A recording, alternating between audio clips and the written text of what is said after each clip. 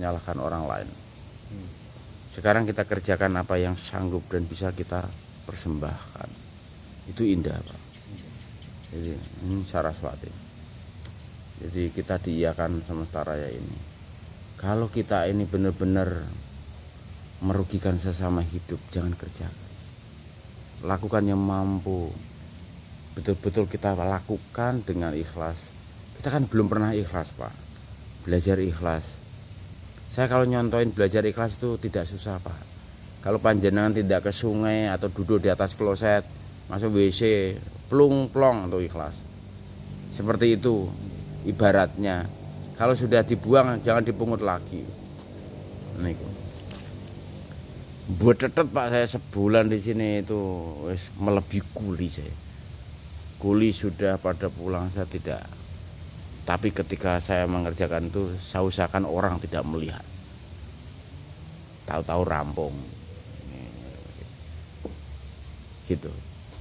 Nggak saya tunjuk-tunjukkan, tetapi bagaimana kita mengerjakan sesuai kapasitas yang kita sanggup mengerjakannya. Walaupun rasanya kayak lempoh. Dalam ini kan lama nggak kerja keras, tiba-tiba kerja otot. Begitu lelah kan harus anggira itu awake dhewe ngoten. Ora usah perlu nyalahke sapa-sapa. Nah itu. Nah, ini hari beberapa hari terakhir ini akhirnya beliau melengkapi bagaimana saudara-saudara kita yang sudah ngelinggih di griya macam-macam itu akhirnya pada silaturahim. Jadi kita berbagi pemikiran-pemikiran. Ya, Mbah Kung sampaikan yang Mbah Kung sudah lalui, tidak ngaing-ngaing harus ini dan itu enggak. Tapi ini yang benar-benar yang sudah dilalui ini seperti ini, nanti hasilnya akan seperti ini dan sebagainya. Tanpa reserve, nggak usah memperhitungkan ABCD-nya, tapi kita contohkan yang sudah kita lalui saja. Hasilnya luar biasa. Kalau panjenengan ini udah diremukkan, berarti kan harus akan jadi bejana yang indah, harus jadi kuali, harus jadi ngaron, apa jadi kendi yang bagus. Dianjurkan dulu. Jangan sabar enggak, jangan arif enggak. Ini kalau analisa Mbah Kung di sana, pemikiran-pemikiran ketika jenengan diremukkan, dihancurkan, pasti akan menjadi mosaik, akan menjadi sesuatu yang baru yang lebih indah dari sebelumnya.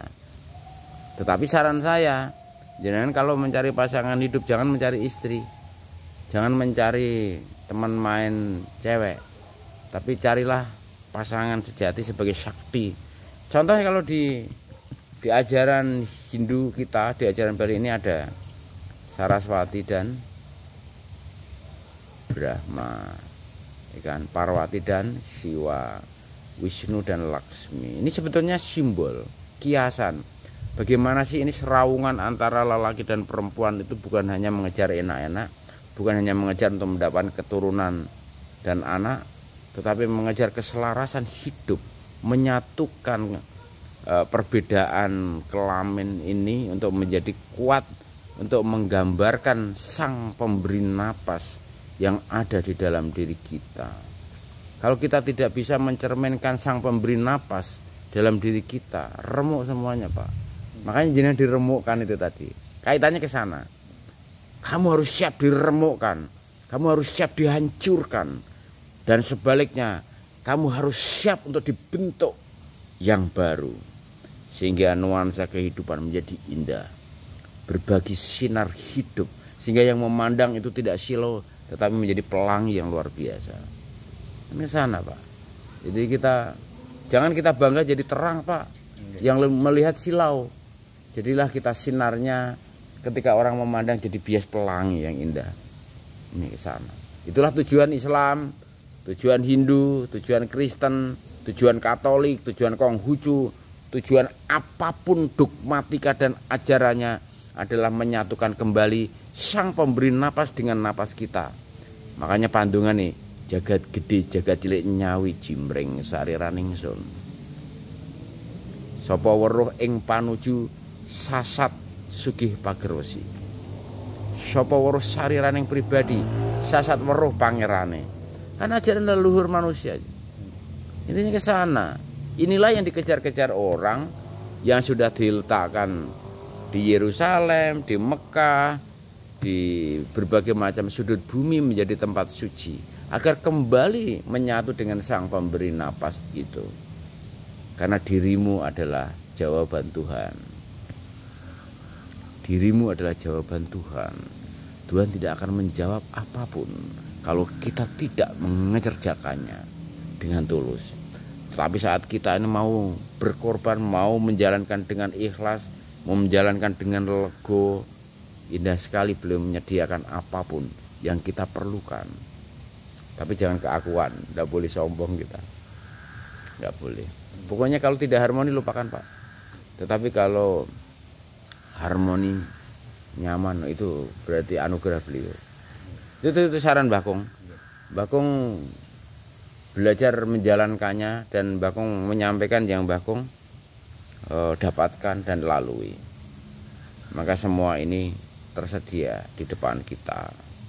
Seperti itu. Jadi jangan pernah khawatir ketika kita diremukkan, kita dihancurkan, kita dibikin mosaik dalam bentuk yang baru ini, selaras dengan gambar beliau, selaras dengan kasih beliau, selaras dengan kemuliaan beliau, selaras dengan keagungan.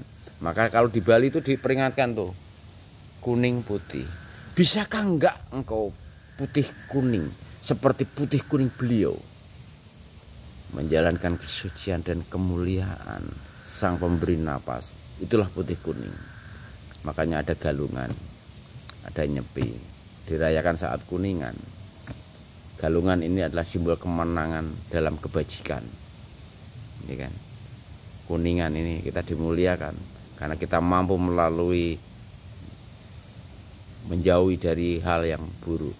Makanya ada nyepi, ada pengerupukan, ngiring ogoh-ogoh agar keburukan kita hancurkan, kita lebur agar menjadi putih, supaya dikuningkan ke sana. Nah itu perlunya sedulur-sedulur kita Ide Pandita, Ide Resi sharing bersama Mbah Kung, sharing karena beliau mendapatkan sesuatu yang tidak beliau dapatkan dalam menjalani hidup, maupun ajaran-ajaran yang sudah dipelajari, bukan dijalankan. Baru dipelajari, belum dijalankan. Tapi kalau kita sudah menjalankan, akannya kan jadi ajaran. Saat kita melalui, maka kita tahu dan tulus hidup. Itu tujuan jenengan dihancurkan dan diremukkan, agar tahu dan tulus hidup. Waktu bukanlah ukuran, tempat bukan batasan. Ukuran dan batasannya ada di lapang jiwa kita, di legawaning tias.